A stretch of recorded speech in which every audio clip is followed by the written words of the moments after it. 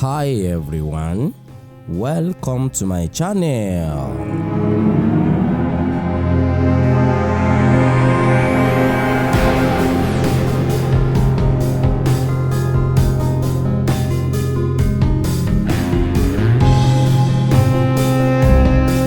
If you are new to me, kindly click on the red subscribe button down below to subscribe to my channel free of charge, so that you don't miss anything on this channel. The story of Obatala. In this video, I will be unfolding everything you need to know about Obatala, who is believed to be the oldest Orisha among all other Orishas. Obatala, OBATAASHA, the father of Orishas and humanity.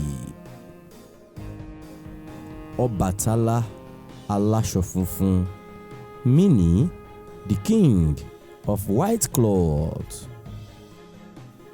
Get yourself comfortable as you watch this video to the end for you to add more to the wealth of your knowledge on Yoruba religion from this video. Who is Obatala? According to the oral historical background of the Yoruba people, in the beginning, nothing was on the surface of the earth except water and the sky above. Olokun, who is the Orisha of water, takes care of the water beneath the sky, as Olorun takes care of Orun. Orun means heaven. Olorun means the owner of heaven.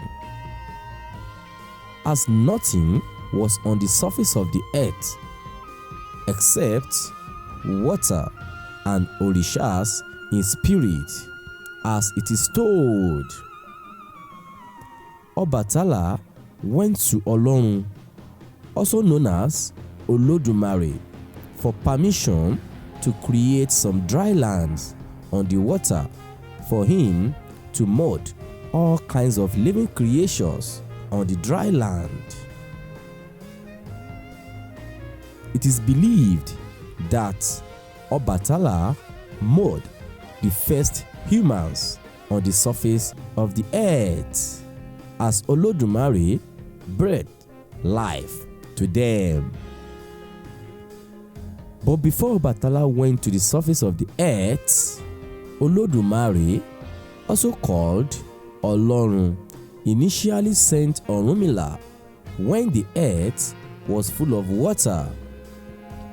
It is told that Orunmila spent 400 years on earth without food, as he opened his mouth once a year to gain nourishment from the air.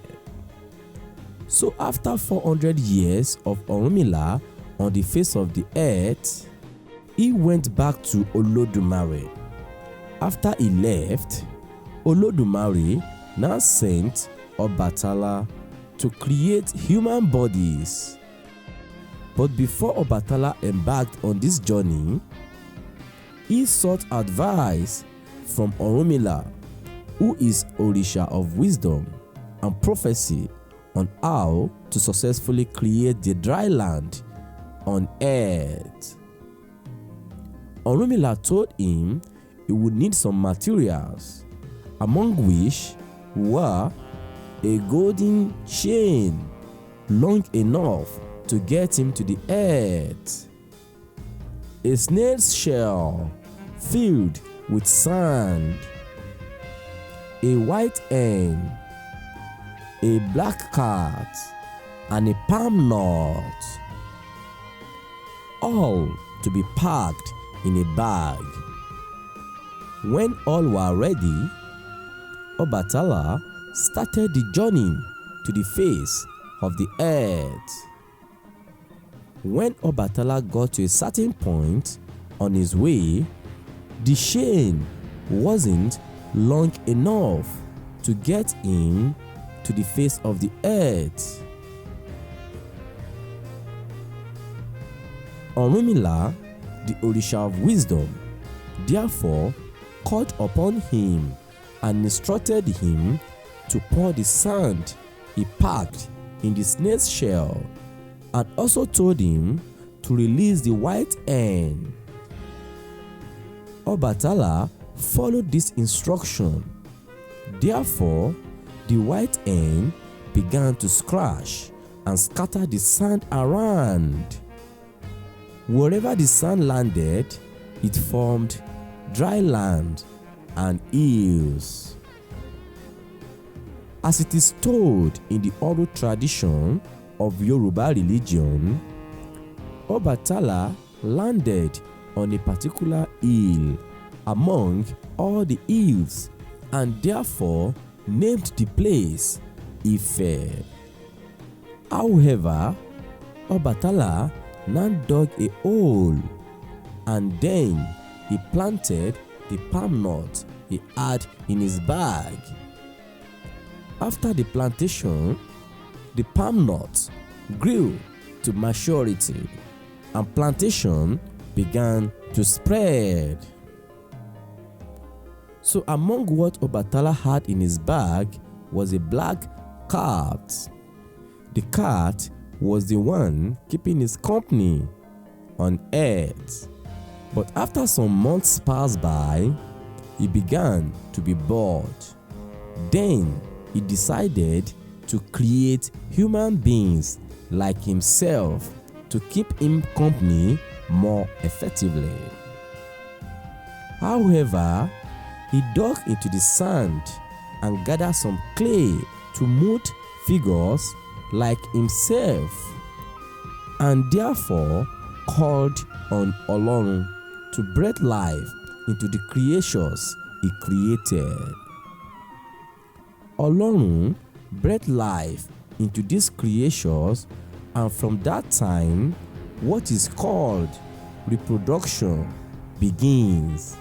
And now we have plenty of humans on earth today. Reproduction means the biological process by which new individual organisms are produced from their parents. Even according to science, humans evolved in Africa before they dispersed to other parts of the world. Thanks for watching. Don't forget to click on the red subscribe button down below to subscribe to my channel free of charge so that you don't miss anything on this channel. Until we see again, get a better life.